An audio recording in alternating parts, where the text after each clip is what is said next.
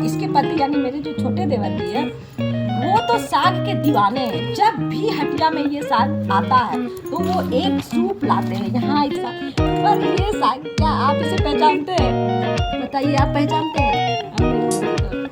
तो ये साग जब मेरी शादी। गुड इवनिंग फ्रेंड्स, शाम के 5 बज रहे हैं और अभी हम और मेरी देवरानी दोनों मिलकर आए हैं साग चुनने के लिए।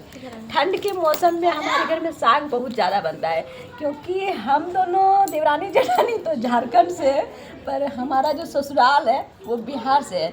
और बिहार में जाड़े के दिनों में ये चना, भत्थू और खेसारी का साग नहीं बने तो इन लोगों का खाना क्या कंप्लीट नहीं होता। हाँ, खाना अधूरा रहता है। जिनको चना साग अच्छी तरह से वो जानते हैं और भत्थू इसे भी आप लोग पहचानते ही होंगे। हाँ, खेसा। पर ये साग क्या आप इसे पहचानते हैं? बताइए, आप पहचानते हैं?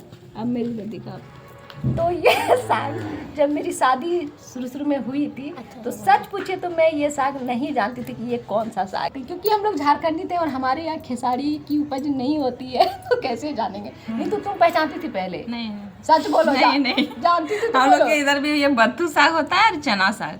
हाँ। खेसारी साग बहुत कम होता है। बहुत कम। क्या फ्रेंड्स, मैं तो सच में नहीं जानती थी कि खेसारी साग होता है क्या। और जैसे ही मम्मी के साथ मैं चुनने बैठी थी, नई जब थी मैं उस वक्त, तो मैं इन सागों को हटा रही थी। फिर जब बाद में मम्मी आई तो बोली कि कन्या तुम क्या कर रही हो, तो उस वक्त मुझे समझ में आया कि ये खेसारी का साग है और उसमें भी एक विशेष।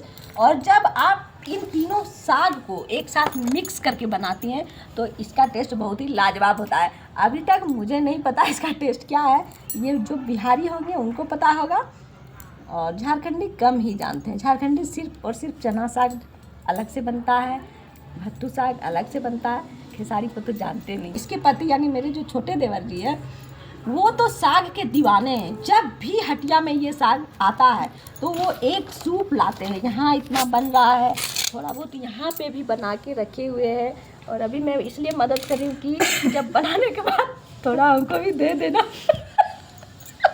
बस ये स्टॉप कर दो।